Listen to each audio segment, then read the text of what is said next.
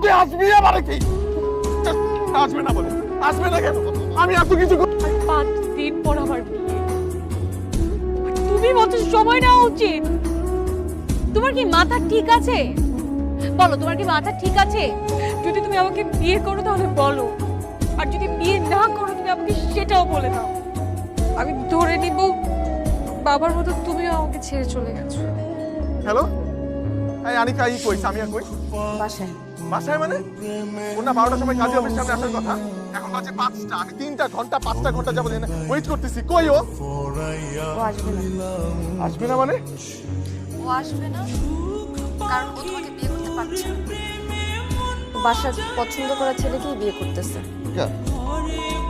তুই আসবি আবার কি? আসবে না বলে, আসবে না কেন? আমি এত কিছু করলাম, ও আসবে না কেন? আসবে না মানে? আসবে নাকি? এখনো বিয়ে করবে?